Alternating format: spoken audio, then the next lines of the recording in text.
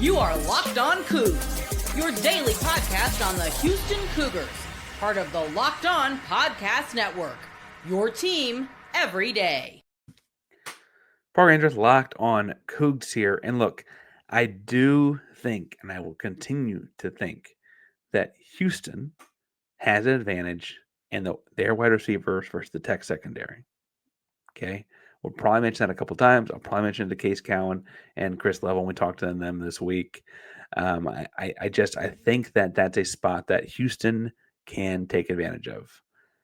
I will also admit that taking advantage of that will require your offensive line to play at a level they haven't played yet this year. And the Texas Tech defensive line is kind of their best unit. If their secondary is their worst unit, at least on the defense side of the ball, their defensive line might be their best unit on the entire team. Now, to keep that defensive line from just pinning the airbacks and running, you're going to have to get some push and keep them honest running the football, right? That might mean you have some of those 1-2 yard runs. Just kind of make sure they know that you're going to run the football every so often, right? That's part of the long game, the chess game that is coaching football game, right?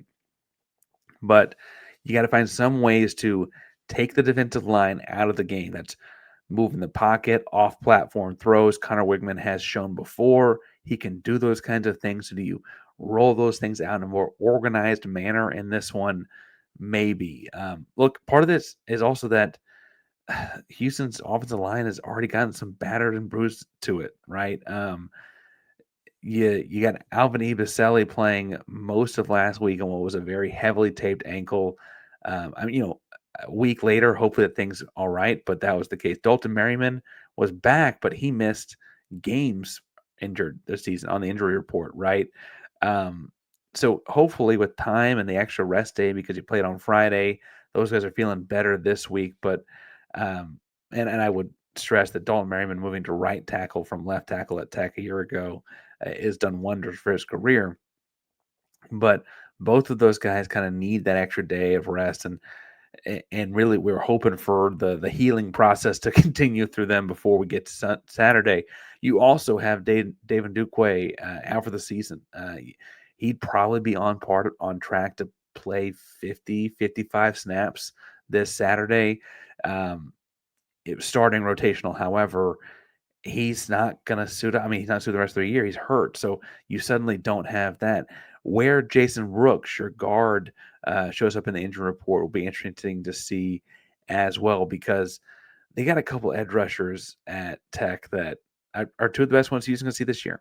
Like I don't want to sugarcoat this or make this less than, or like Romello Height and David Bailey are two of the best pass rushers Houston's going to see this year. They are. I think they're both pros. Romello Height is 6'3", 240 pounds, and David Bailey is 6'3", 250. Height's a little bit older. He played at Georgia Tech, USC, and then before that, Auburn for a brief stint. He was high school class 2020. Old guy. David Bailey has been at Stanford the last 3 seasons, and both are 2-point stance pass rusher types that manage to stay low and still pack a good punch. With good leverage, even out of that 2-point stance, which generally means speed, which at 240 and 250 respectively is impressive out of Romello and Height. I mean, these are their 2 different edge guys. You can't like pick one to run away. They're both really good. Now, I think they're both NFL guys, but I don't think that makes them infallible. Like they're not like, oh my gosh, this is Ed Oliver, right? They're not doing that to Houston or anything like that. First of all, because I guess Ed Oliver would be doing that to Houston at practice, but I do think they're really good. I think that what's interesting in watching them is they're so strong. They tend to rush down the middle of tackles a lot. And if you're teaching defensive line technique, you talk about half a man, rush half man. The bull rush thing is kind of it's interesting when it's your like Colin Carter go-to pass rush move to use a bull rush. That generally implies a level of finesse that I would argue Romello Height and David Bailey both have more than. But not my guys. They rush down the middle of the guys a lot. They rush really wide angles a lot to try and get those sacks and pressures. That can open up big lanes between them and the interior defensive tackle. And they do fall into that gap a lot as well. But I would argue that's actually staying undisciplined in the rush lanes. And on a air quotes bad ankle, Devin Dampier is able to scramble around and find a lot of time to throw the football versus them. Now, do I think Devin Dampier had a bum ankle? No. Do I think Conner Weigman's a better athlete than people realize and can do some of that stuff too? Yeah, I do. And I think that those are the ways that you negate this. You move the pocket, you get chips and double teams from your tight ends and running backs before they get into routes. You rely on Weigman to trust some instincts and say, hey, if that second read open, you might not have the time to get to the third. You got to chuck it and go, bud. Like those kinds of moments, I think, are we're going to see things happening here for Houston. It is an advantage for them. And the biggest thing I think that for Houston is as much of an advantage that Houston has in that secondary versus or Houston wide receiver versus the Texas Tech secondary, that secondary benefits a lot from this pass rush, right?